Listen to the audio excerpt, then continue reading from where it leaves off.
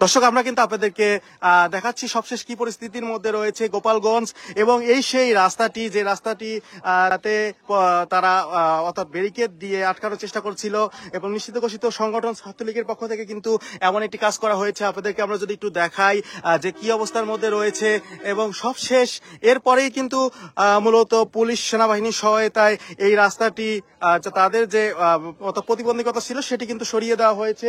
এখন এই রাস্তাতে যান চলাচল স্বাভাবিক রয়েছে। অর্থাৎ এক কথায় বলতে গেলে এনসিপি কর্মসূচিকে ঘিরে জনগণের মধ্যে আতঙ্ক সৃষ্টি করার জন্য এই সকল কাজ করে যাচ্ছেন। যেমনটি কিন্তু প্রশাসনের পক্ষ থেকে জানানো হয়েছে, শুধুমাত্র আতঙ্ক সৃষ্টি করার জন্যই এগুলো করা হচ্ছে। সদর উপজেলা নির্বাহী কর্মকর্তা যে গাড়িটি রয়েছেন সেই গাড়িতেও কিন্তু ভাঙা হয়েছে এবং সেই গাড়িটি কিন্তু আমরা দেখতে পেয়েছি ইতিমধ্যে নিয়ে যাওয়া হয়েছে। এখন এই এলাকায় অতিরিক্ত পুলিশ মোতায়েন করা হয়েছে। এর আগে পাশেই কিন্তু একটি এলাকাতে আমরা দেখেছি যে সেখানেও কিন্তু পুলিশের যে গাড়িগুলো রয়েছে সেগুলো কিন্তু পুলিশের গাড়িতে অগ্নিসংযোগ করা হয়েছে। এক কথায় বলতে গেলে সকাল থেকে সাধারণ মানুষের মধ্যে আতঙ্ক সৃষ্টি করার জন্যই মূলত এই যে কাজগুলো করছে নিষিদ্ধ সংগঠন ছাত্রলীগের পক্ষ থেকে কিন্তু এমনটি করা হচ্ছে এবং সাধারণ মানুষও এক প্রকারের ভীতিকর পরিস্থিতির মধ্যে রয়েছে। আমরা এই মুহূর্তে আছি সদর উপজেলার একটি গ্রামেই আমরা অবশ্য রয়েছি এবং আমরা আপনাদেরকে দেখাচ্ছি যে ইটগুলো কিভাবে রয়েছে এবং এই ইটগুলো দিয়েই কিন্তু রাস্তা বন্ধ করার চেষ্টা করা হয়েছিল এবং আমরা দেখতে পাচ্ছি যে অতিরিক্ত পুলিশের যে বিষয়টি সেটি কিন্তু আপনাদেরকে আমরা দেখাচ্ছিলাম।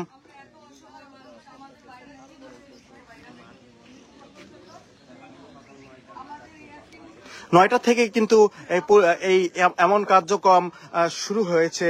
অর্থাৎ এক কথায় বলতে গেলে 9টার পর থেকে কিন্তু শুরু হয়েছে। এখন পর্যন্ত আমরা যেটি বুঝতে পারছি গোপালগঞ্জে মানুষের মধ্যে আতঙ্ক সৃষ্টি করার জন্য এই কাজগুলো করা হচ্ছে এবং কিছুক্ষণের মধ্যেই আমরা যেমনটি জানতে পেরেছি যে নাহিদ হাসনাতরা তারা এনসিপি যে কর্মসূচি রয়েছে সেই কর্মসূচিকে কিন্তু আসবেন এবং তারা জনসাধারণের উদ্দেশ্যে বক্তব্য রাখবেন এবং আমরা আপনাদেরকে দেখাচ্ছি যে রাস্তাটি, এই রাস্তা দিয়েই কিন্তু নাহিদ হাসনাতরা কোন রাস্তা দিয়ে আসবে সেটি এখন পর্যন্ত বোঝা যাচ্ছে না।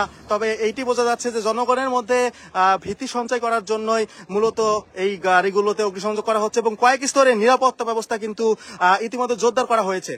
দর্শক, যেমনটি কিন্তু আমরা দেখাতে চেষ্টা করছিলাম এই সেই মোড়ে এখানেই কিন্তু সদর উপজেলা নির্বাহী কর্মকর্তা যে গাড়িটি রয়েছেন সেই গাড়িতে কিন্তু অগ্নিসংযোগ করেছে নিষিদ্ধ ঘোষিত সংগঠন ছাত্রলীগের পক্ষ থেকে কিন্তু এই কাজটি করা হয়েছে। আমরা দেখানোর চেষ্টা করছিলাম প্রচুর পরিমাণ ইটের যে অবস্থানটি সেটি কিন্তু আপনাদেরকে দেখাচ্ছি। ইতিমধ্যে কিন্তু পুলিশের ব্যাপক উপস্থিতি কিন্তু দেখা যাচ্ছে।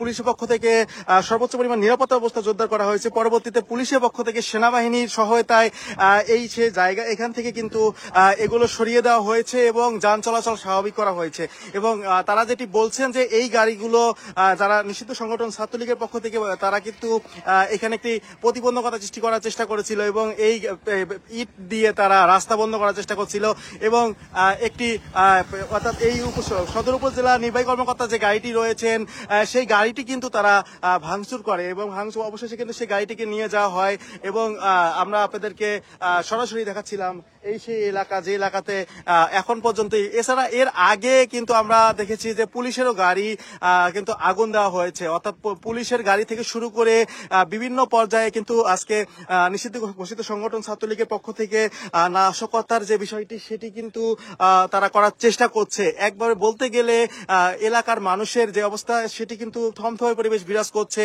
এনসিপি